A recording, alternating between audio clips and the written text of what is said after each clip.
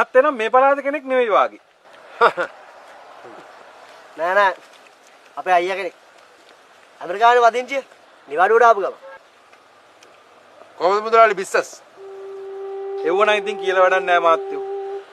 ගෙවල් වල උයාගෙන කන්නවත් මිනිස්සුන්ට සල්ලි නැතිකොට මිනිස්සු කොහොමද මේ කඩවල් වලින් කෑම කන්නේ?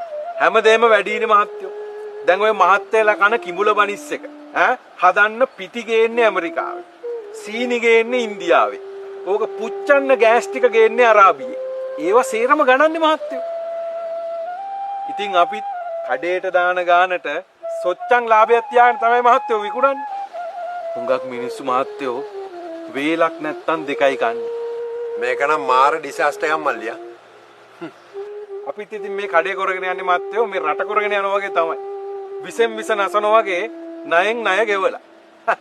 මහත්තයාට කියන්නේ ඉතින් ඇමරිකාවෙන් ණය අරගෙන ඒ සල්ලි වලින් ඇමරිකන් පිටි ගෙනල්ලා ඒ වයින් පාප්ප හදලා ඇමරිකාවට විරුද්ධව තාප්ප වල පෝස්ටර් ගහන මිනිස්සුනේ අපි.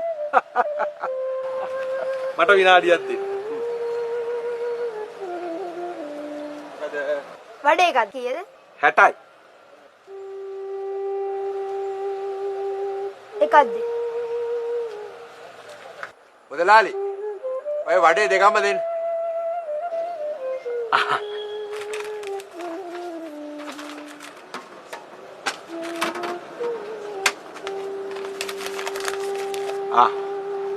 එකක් කර මහත්තයා ගානේ.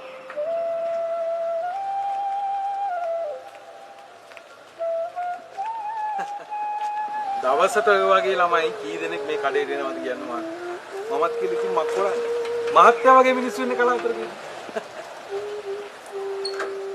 දරුවන්ට කන්න නැති වෙනවා කියන්නේ නම් සෑහෙන්න පව් වැඩක් මල්ලියා.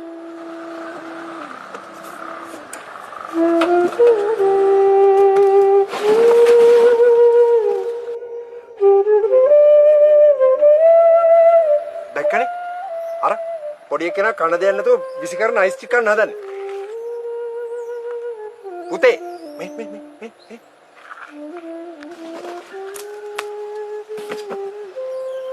පුතා කොහෙද ඉන්නේ? එහා පැත්තේ ගෙවල් පේ.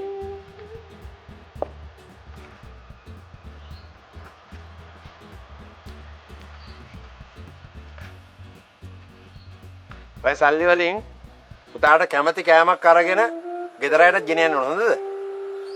මේ ඊට පස්සේ ඔය විසි කරන අයිස් එහෙම කන්නේ නැහැ හොඳද?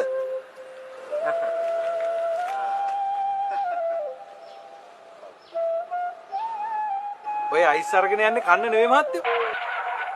එහෙනම් මේ වෙලාවට ඔය ළමයාගේ ආච්චි දවල්ට කාලා කට අරගෙන බුදි. ගිහින් ඔය අයිස් කටට දැම්මම උන්ද කුණුහරුප කියනවා. ඕම් මොකට තමයි හැමදාම අයිස් අහුලගෙන යන්නේ.